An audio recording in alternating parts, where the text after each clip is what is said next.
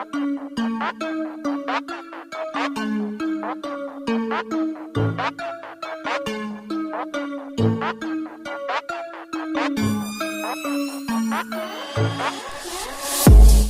semuanya, kembali lagi ke channel yang seadanya ini. Kali ini gue akan ngelanjutin pembahasan dari novel Tensei Kizoku no Isekai Bokenroku, yang dimana ini adalah kelanjutan dari video yang kemarin. Di video kemarin itu sampai pada pembahasan yang dimana Elizabeth itu mengungkapkan perasaannya ke Kain ya, ingin menjadi tunangannya. Jadi sampai di situ. Oke, jangan berlama-lama lagi, langsung kita gaskeun.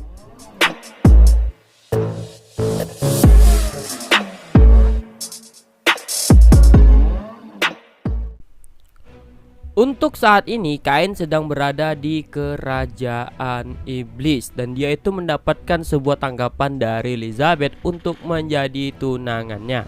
Kain pun terdiam mendengar kata-kata yang bahkan tidak bisa dibayangkan akan Elizabeth katakan itu. Namun kedua mata Elizabeth masih menatap lurus ke arahnya. Karena terlalu mendadak, Kain pun tidak bisa langsung memberikan jawabannya. Ada penghalang antara mereka masing-masing. Karena mereka berasal dari ras iblis dan manusia, tetapi Elizabeth adalah gadis yang sangat cantik sehingga orang tidak akan merasakan perbedaannya. Dan Kain pun tidak merasa tidak puas ketika Elizabeth berada di mansionnya. Dan karena Elizabeth telah diperlakukan sebagai budak sampai beberapa waktu yang lalu, Kain pun telah mencoba untuk memperlakukannya dengan baik untuk menghilangkan kemungkinan citra buruk yang mungkin Elizabeth miliki tentang ras manusia.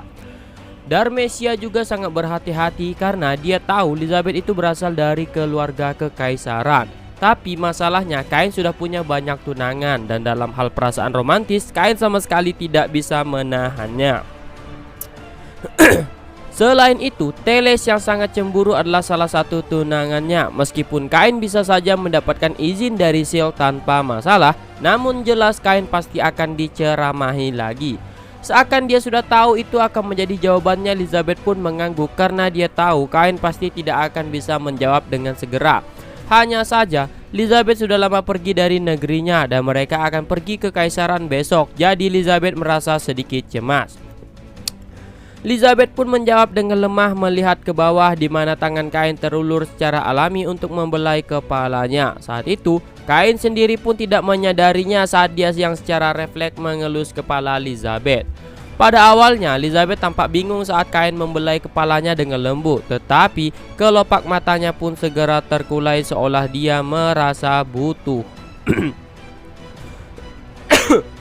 Kain pun menjelaskan bahwa dia sudah punya 3 tunangan. Selain itu, kedatangannya ke negara iblis adalah sebagai bangsawan dan perwakilan negaranya, sehingga itu bukanlah sesuatu yang bisa dijawab dengan mudah. Selain itu, Kain juga butuh izin dari sang raja. Kemudian Kain pun menarik tangannya dari membelai kepala Elizabeth, lalu meletakkan tangannya di atas lututnya dan membungkuk.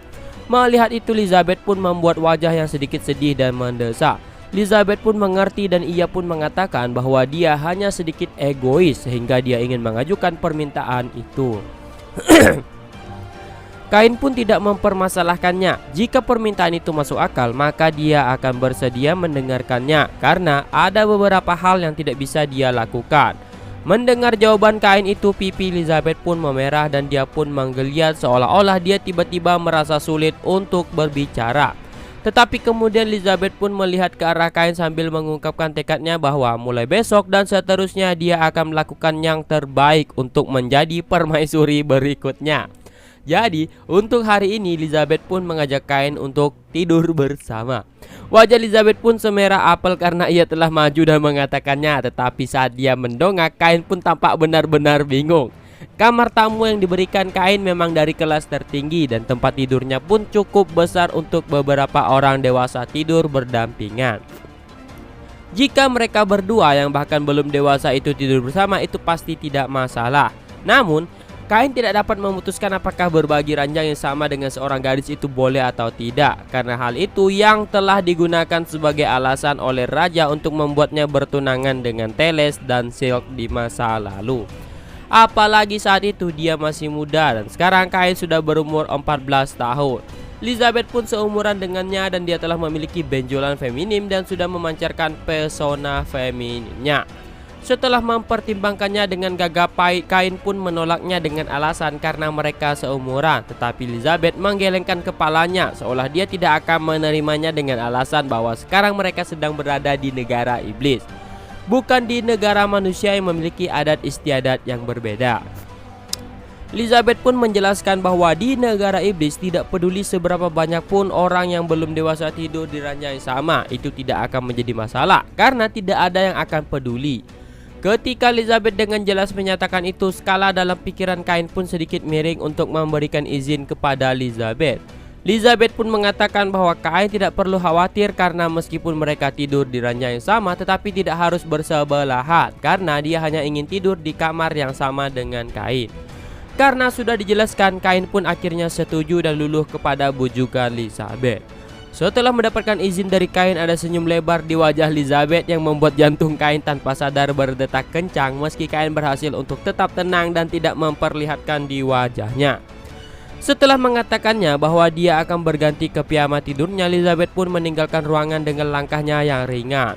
Melihat sosok Elizabeth yang pergi, Kain pun menghela napasnya dan dengan pasrah bersiap-siap untuk mengganti piyamanya.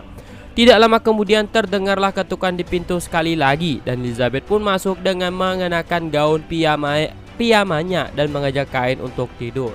Tanpa sadar, Kain pun menelan ludahnya melihat wajah merah Elizabeth dan mata yang mengadah ke arah tersebut. Mereka berdua pun duduk di kedua sisi tempat tidur dan mematikan penerangan di kamar melalui panel kontrol yang dipasang di samping tempat tidur, lalu berbaring di kedua sisi tempat tidur di ruangan yang remang-remang itu. Namun, tidak mungkin bagi seorang anak laki-laki dan perempuan di usia remaja untuk tidur di ranjang yang sama tanpa menyadari satu sama lain, sehingga itu membuat Kain tidak bisa tidur karena tegang. Menyadari Kain yang tidak bisa tidur, Elizabeth pun mengajak Kain untuk ngobrol sedikit. Elizabeth biasanya berbicara dengan sikap sok penting, tapi caranya berbicara di tempat tidur saat itu sangatlah lucu. Sementara mereka berbicara satu sama lain tentang berbagai hal di mana seharusnya mereka terbaring di kedua ujung tempat tidur, namun sekarang mereka mulai bergerak ke tengah sedikit demi sedikit. Namun karena gugup, mereka pun kemudian melanjutkan percakapan pada jarak di mana bahu mereka tidak bersentuhan. Namun percakapan mereka tidak berlanjut lebih lama. Percakapan mereka pun berlangsung hingga larut malam dan akhirnya secara alami berakhir dengan keheningan dan mereka berdua pun tertidur. Pagi selanjutnya pintu pun terbuka. Yang masuk kamar mereka adalah Seto, istrinya Levane, dan seolah mengejar mereka berdua juga ada Dharmesia yang sedikit di belakang keduanya. Mendengar suara ketiganya, Kain pun perlahan membuka matanya. Kain pun terkejut dengan kehadiran mereka bertiga di depannya. Tetapi Kain lebih terkejut lagi dengan Elizabeth yang tidur di sebelahnya sambil memeluknya. Dengan ekspresi yang tak terlukiskan, Dharmesia pun meminta maaf kepada Kain karena untuk masalah yang satu ini dia khawatir dia tidak bisa membantu Kain, yang membuat Kain menggelengkan kepalanya. Kain pun menjelaskan bahwa mereka hanya tidur di ranjang yang sama dan kemudian Elizabeth menempelkan kepadanya. Suasana di dalam ruangan pun langsung membeku saat Kain mencoba membuat alasan. Namun Levana yang sangat ketat dengan hal percintaan itu pun tidak akan percaya begitu saja dengan apa yang dilihatnya, sehingga ia pun melirik Seto dengan ekspresi dingin meminta persetujuannya. Kain pun langsung berkeringat dingin saat dia mengingat kondisi Dharmesia yang sekarat saat ia mencoba menenangkan Levane saat memukuli Seto sebelumnya. Seto pun diam-diam mengangguk berkali-kali dan Dharmesia pun mundur selangkah tanpa mengeluarkan suara. Kain dengan lembut mengguncang bahu Elizabeth yang masih memeluknya untuk membangunkannya dan meminta Elizabeth untuk menjelaskan. Elizabeth pun perlahan membuka matanya dan melihat tiga orang di depan mereka sambil tersipu malu. Melihat Elizabeth yang tidak bisa diandalkan itu, dengan cepat Kain pun berganti pakaian lalu pergi ke ruang tamu untuk menjelaskan kepada Levane yang ekspresinya sedingin es tersebut. Setelah pindah ke ruang tamu, Kain pun menjelaskan keadaannya kepada Seto dan Levane yang duduk berhadapan dengannya. Elizabeth pun berganti pakaian di ruangan lain. Mereka menyuruh Elizabeth untuk kembali ke kamarnya sendiri untuk berganti pakaian dan kemudian bergabung dengan mereka lagi. Keberangkatan mereka pun juga diubah menjadi sore hari dan Dharmesia kini sedang membuatkan teh hitam untuk mereka. Meskipun Kain sudah menjelaskannya, namun Seto masih tidak percaya bahwa Kain akan menyentuh putri kekaisaran mereka. Merasa putus asa, Kain pun meminta mereka untuk mendengarkan penjelasan dari Elizabeth sendiri. Sementara Seto meremehkannya, Levane pun menunjukkan ekspresi tegak. Tidak lama setelah itu pintu pun diketuk dan Elizabeth pun memasuki ruangan setelah berganti pakaian dan diam-diam duduk di sebelah Kain. Namun, Elizabeth duduk sangat dekat dengan Kain sehingga bahu mereka pun bersentuhan langsung. Elizabeth pun menyapa mereka semua dan ia merasa bahwa apa yang terjadi sebelumnya itu cukup memalukan. Kain pun tersenyum pahit kepada Elizabeth yang menyapa mereka semua sambil tersipu malu. Levane pun mengajukan pertanyaan tentang hal itu begitu mereka semua sudah tenang. Kain pun menjelaskan bahwa mereka berbicara tentang apa yang akan terjadi besok dan seterusnya tadi malam. Lalu Elizabeth tiba-tiba mengatakan bahwa dia ingin tidur bersamanya. Levane pun menekankan bahwa Kain seharusnya sadar bahwa laki-laki dan perempuan yang tidur bersama akan menimbulkan masalah. Untuk masalah itu, Kain pun menjelaskan bahwa menurut Elizabeth, untuk anak di bawah umur berbagi ranjang yang sama bukanlah masalah. Kain pun menoleh ke arah Elizabeth yang duduk di sebelahnya untuk meminta persetujuannya. Tapi ketika Kain melihat Elizabeth, Elizabeth hanya menjulurkan lidahnya kepada Kain dan tersenyum puas sambil mengatakan bahwa itu semua bohong, sambil sedikit tersipu malu. Mendengar jawaban Elizabeth itu, pundak Kain pun merosot kecewa. Tapi ekspresi Levane masih tegas dan ia pun bertanya kepada Kain bagaimana Kain harus bertanggung jawab setelah tidur bersama Tuan Putri Kekaisaran Ras Iblis itu. Merasa tidak dapat menjawabnya sendiri, Kain pun melirik Seto. Namun, Seto yang merasakan kemarahan Levane pun hanya melihat ke bawah dan tidak mengatakan apa-apa. Saat itu Dharmesia pun membuka mulutnya sambil tersenyum dan menyarankan agar Levane tidak mendesak Kain secara tiba-tiba seperti itu, karena Kain pasti tidak akan bisa langsung menjawabnya. Bagaimanapun, Kain hanya seorang bangsawan muda dari ras manusia. Terlebih lagi saat ini adalah waktu yang penting bagi Elizabeth, sehingga Dharmesia berpikir memberi Kain sedikit waktu dan menanyakannya nanti akan menjadi yang terbaik jika dimungkinkan. Saran Dharmesia itu sendiri didasari karena dia tahu betul bahwa jika Levane marah tidak akan ada belas kasihan. Karena Levane sudah pernah mengejarnya sampai ke pintu kematian sekali sebelumnya. Jadi Dharmesia pun menyarankan agar fokusnya bukan pada hubungan Kain, tapi pada masalah dengan ibu kota kekaisaran. Dan sementara Levane sangat ketat dalam hal percintaan, dia juga mengerti bahwa ada sesuatu yang sangat penting yang sedang terjadi di negara iblis. Jika perang pecah, maka Kain akan berperan sebagai ras manusia dan menjadi musuh mereka. Dan Seto juga sudah memberitahunya bahwa jika terjadi perang dengan manusia, para iblis akan dihancurkan. Jadi, mereka tidak boleh memusuhi Kain bagaimanapun caranya. Ketika Seto pertama kali menjelaskan kepada Levane, dia sempat tidak mempercayainya. Jika bocah imut itu serius, negara mereka akan hancur. Karena jika dipikirkan secara normal, itu memang tidak mungkin. Setelah membuat revolusi penuh di otaknya, Levane pun menghela napasnya karena tidak ada gunanya juga memikirkan hal itu saat itu. Seperti yang dikatakan Dharmesia, saat ini mereka memiliki masalah yang lebih besar. Setelah memikirkannya, Levane pun mengerti dengan masalah utama mereka karena saat ini negara iblis benar-benar dalam bahaya. Tapi setelah semuanya selesai, mereka masih akan mendengar jawaban dari Kain. Kain pun tidak dapat membantahnya lagi dan ia pun mengangguk. Tapi Elizabeth yang biasanya tampak bermartabat dan cool itu kini hanya tersenyum-senyum dan tersipu malu.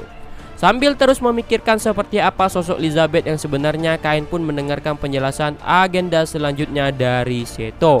Dan saat keberangkatan mereka menuju ibu kota kekaisaran iblis pun telah tiba. Bentar, minum dulu.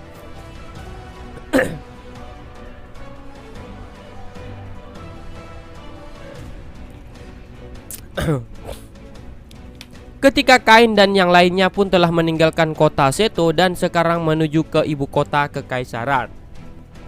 Awalnya, gerbong khusus telah disiapkan untuk Elizabeth dan Kain akan naik gerbong yang sama dengan Seto. Tetapi Elizabeth dengan keras kepala bersikeras ingin berada di gerbong yang sama dengan Kain dan akhirnya Kain pun naik di kereta yang sama dengan Elizabeth. Karena kereta itu akan dinaiki oleh Putri Kaisar, kereta itu pun tampak dihias dengan mewah. Awalnya, Kain sempat penasaran kenapa tidak menggunakan sihir transfer atau terbang saja. Namun yang dapat menggunakan sihir transfer hanyalah bangsawan kelas atas saja, sedangkan para pengawal tidak dapat menggunakannya. Terlebih lagi, area ibu kota kekaisaran adalah area yang memblokir sihir transfer. Dharmesia pun mengendalikan kereta yang dinaiki oleh Kain dan Elizabeth dan ia pun mulai menggerakkan kereta maju perlahan-lahan menuju kekaisaran. Di negeri para iblis itu, meskipun dikatakan bahwa setiap raja iblis memerintah sebuah kerajaan, namun pada kenyataannya daerah itu hanya seperti kota besar yang meliputi kota-kota kecil di dalamnya. Bahkan di ibu kota kekaisaran hanyalah sebuah kota yang dianggap sebuah kekaisaran. Jadi pada dasarnya jarak mereka tidak terlalu jauh. Meskipun mereka berangkat sore hari, namun mereka akan segera sampai pada malam hari berikutnya. Terlebih lagi, akan ada sebuah kota di tengah perjalanan mereka nanti. Jadi mereka pun tidak akan mengalami masalah dengan akomodasi. Di tengah perjalanan, mereka pun menginap semalam di penginapan. Namun, kamar di sana sangatlah mewah yang sangat berbeda dengan apa yang dibayangkan. Dikatakan bahwa Seto selalu menginap di sana ketika lewat, sehingga kamar di sana menjadi lebih mewah. Setelah sarapan, mereka pun meninggalkan kota persinggahan itu. Jalan menuju kekaisaran dilapisi dengan susunan batu sehingga membuatnya terlihat aman. Meskipun juga ada hutan tempat monster yang muncul, namun karena secara berkala dilakukan pembasmian maka tak sampai melimpah. Kereta pun terus berjalan tanpa masalah dan mereka pun sudah dapat melihat kekaisaran sebelum malam. Setelah mendengar perkataan Elizabeth bahwa mereka telah memasuki daerah kekaisaran, Kain pun mengintip keluar jendela dan ia pun dapat melihat ibu kota kekaisaran yang memiliki nuansa warna dasar berwarna putih tersebut. Meskipun tidak terlalu mencolok, di sana terpampang sebuah kata yang indah dan penuh warna dari Elizabeth yang sangat mengandalkan Kain untuk menghentikan perang. Melihat Elizabeth mengatakan itu dari sampingnya, Kain pun merasa Elizabeth tampak lebih cantik dari biasanya. Karena sudah diberitahukan sebelumnya, kereta pun terus masuk tanpa berhenti dahulu di gerbang masuk. Di sana sudah terlihat banyak penduduk kekaisaran yang berbaris di kedua sisi jalan mereka sebelumnya. Mereka sudah tahu tentang kembalinya putri mereka. Terdengarlah suara sambutan meriah dari seluruh penjuru kota. Para prajurit pun berusaha mengatur penduduk agar kereta dapat berjalan menyusuri keramaian tersebut. Meskipun Elizabeth sedikit merasa malu dengan sambutan yang meriah itu, namun ia tetap melambaikan tangannya ke arah para penduduk kota sambil mengintip sedikit dari jendela kecil. Terbawa akan suasana itu, Kain pun ikut melambaikan tangannya keluar jendela juga. Meskipun ia tidak pernah berpikiran bahwa itu adalah penyambutan untuk dirinya, hanya saja agak aneh baginya untuk tidak melakukan apa-apa saat ia berada satu kereta dengan Elizabeth. Kereta pun terus berjalan sambil bermandikan suara-suara sambutan dari para warga. Dan akhirnya kereta pun memasuki gerbang istana yang ada di tengah kota. Bahkan sosok penjaga yang berdiri di kedua gerbang pun juga adalah ras iblis yang juga bertanduk. Itu adalah pertama kalinya ada ras manusia yang memasuki kekaisaran iblis. Kereta pun berhenti tepat di depan istana. Pintu pun dibuka dan Kain pun turun dari kereta. Setelah itu, Kain pun mengulurkan tangannya kepada Elizabeth dan Elizabeth pun turun dari kereta dengan anggun. Tatapan yang mereka rasakan adalah tatapan sambutan kepada Elizabeth serta tatapan kebencian kepada Kain yang merupakan ras manusia. Meskipun sedikit ada juga di antara mereka yang mengarahkan tatapan permusuhan kepada Elizabeth. Bisa saja Kain melawan mereka dengan balik mengeluarkan aura membunuh ke segala penjuru. Namun Kain merasa akan buruk jika sebagai perwakilan kerajaan Esport ia langsung menunjukkan sikap permusuhannya di awal pertemuan. Sehingga itu hanya akan memalukan ras manusia. Karena Kain adalah seorang diplomat, maka dia harus menunjukkan sikap yang bersahabat dan sopan. Sang raja pun juga sudah menekankan soal itu. Meskipun ada juga permintaan mustahil yang mengatakan jika sampai terjadi perang segera baliklah keadaannya dengan sebagai tambahan. Sambil menghadapi tatapan permusuhan dari orang di sekitarnya, Kain pun tersenyum dan melirik ke arah Elizabeth. Seto yang turun paling akhir pun berdiri di samping Elizabeth dan mereka bertiga pun perlahan berjalan maju. Di pintu masuk istana sudah banyak bangsawan dan para pelayan yang berbaris menyambut mereka. Dan salah satu orang di antara mereka pun maju. Pria itu mengenakan pakaian yang tampak mewah serta memiliki 5 tanduk sama seperti Elizabeth. Kain pun merasa bahwa dialah yang disebut Elizabeth sebagai kaisar selanjutnya. Pria itu pun menyambut kedatangan Elizabeth yang langsung dibalas Elizabeth dengan anggun sambil menarik sedikit roknya dan kemudian membungkuk. Pria itu juga menyapa Seto yang langsung dibalas Seto dengan sopan. Kain pun sedikit terkejut melihat sikap Seto yang sangat berbeda, namun ia berusaha tidak menunjukkan itu di wajahnya dan ia pun mengikuti arahan mereka. Istana itu pun dipenuhi dengan dekorasi yang indah dan mewah serta terasa layak menjadi pusat dari semua kerajaan iblis. Mereka pun berjalan menyusuri koridor dan menuju ke sebuah ruang pertemuan. Kain pun duduk di tempat yang disediakan bersebelahan dengan Seto, sedangkan sang putra mahkota duduk di hadapan mereka bersama Elizabeth. Dharmesia pun berdiri di belakang Kain. Pria itu pun memulainya dengan memperkenalkan dirinya sebagai Loxia van Bene Sithos, putra mahkota di Kekaisaran Iblis Bene Sithos. Untuk kali ini karakter dari Loxia van Bene Sithos ini nggak ada ilustrasinya, jadi gua kosongkan. Kain pun membalasnya dengan memperkenalkan dirinya juga sebagai Kain von Silvoth Drintel, seorang margrave dari kerajaan Esport. Loxia pun tampak sedikit terkejut mendengar perkenalan diri dari Kain. Meskipun Kain sudah cukup besar, namun Kain masih berusia 14 tahun. Wajar saja jika ada orang yang tidak mengenal Kain menjadi terkejut ketika mendengar Kain adalah seorang margrave dan menguasai sebuah wilayah, yang membuat Loxia memuji bakat yang dimiliki oleh Kain. Elizabeth pun langsung menimpali jawaban Loxia dengan mengatakan bahwa rumah Kain juga jauh lebih nyaman daripada istana mereka itu. Selain itu, masakannya juga enak sehingga kalau bisa dia tidak mau jauh-jauh dari sana. Namun, Loxia malah mengerutkan dahinya setelah mendengar penjelasan Elizabeth itu dan dia pun menatap ke arah Elizabeth. Elizabeth juga menjelaskan bahwa saat dia diperbudak dan dalam bahaya dia diselamatkan oleh Kain dan sejak saat itu dia selalu tinggal di rumah Kain. Ekspresi wajah Loxia pun perlahan menjadi semakin gelap. Dengan kedudukan Elizabeth sebagai seorang putri dan belum menikah, akan sangat buruk jika sampai ada yang tahu bahwa dia tinggal bersama dengan seorang pria lajang meskipun mereka masih di bawah umur. Terlebih lagi, untuk memperkuat posisinya, Loxia bermaksud berjodohkan Elizabeth dengan salah satu seorang raja iblis pendukungnya. Loxia pun mengungkapkan niatnya itu kepada Elizabeth. Meskipun Elizabeth sedang berada dalam perlindungan Kain, namun itu bisa menyulitkan rencananya jika Elizabeth tinggal bersama dengan seorang pria yang masih lajang. Elizabeth pun mengatakan bahwa dia sama sekali tidak berniat menikah dengan orang seperti itu, karena dia sendiri juga sudah mempunyai calon sendirinya, yaitu Kain, dan dia juga sudah mengajukan pernikahan kepada Kain. Kain dan Seto pun terfokus mendengarkan pembicaraan antara Loxia dan Elizabeth. Namun, ketika Elizabeth membuat pernyataan mengejutkan itu, Kain pun merasa bahunya gemetar, sedangkan Seto segera melirik ke arah Kain dengan tatapan curiga. Kemudian, Loxia yang terkejut itu pun menatap ke arah Kain dan mempertanyakan maksud perkataan Elizabeth itu. Loxia juga menekankan bahwa hidup Kain saja tidak cukup untuk membayarnya. Cilah, masa iya? Meskipun begitu, Kain masih berencana menunda untuk memberikan jawaban tentang hal itu dan mengatakan bahwa dia telah mendengar ada kemungkinan para negeri iblis akan berperang melawan ras manusia. Jadi, dia pun terpaksa ikut bersama Elizabeth untuk datang ke kerajaan iblis untuk membujuk para pemimpin kerajaan iblis agar menghentikan perang tersebut. Kain pun hanya datang ke sana sebagai perwakilan untuk menghentikan perperangan, sehingga ia tidak boleh terbawa dengan perasaan pribadinya. Memang benar, Kain juga merasa bahwa Elizabeth adalah sosok yang cantik dan menarik.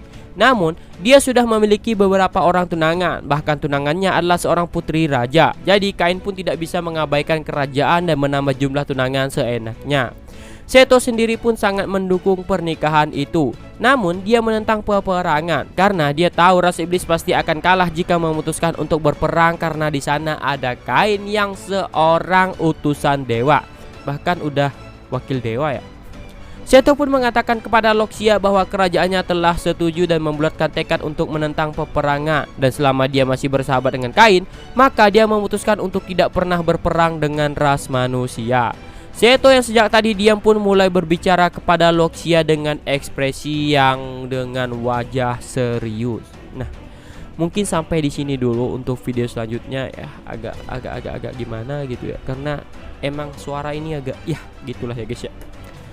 Di video selanjutnya itu ya, pertemuan antara Kain dengan Loxia ini akan menimbulkan masalah yang gimana, atau mereka akan berduel kah atau gimana kah. Nah, jadi bagi kalian yang penasaran, silahkan baca sendiri. Tapi bagi kalian yang tidak penasaran atau yang sudah baca novelnya, silahkan tunggu penjelasan dari aku aja, karena penjelasan dariku adalah yang paling bagus kali lah.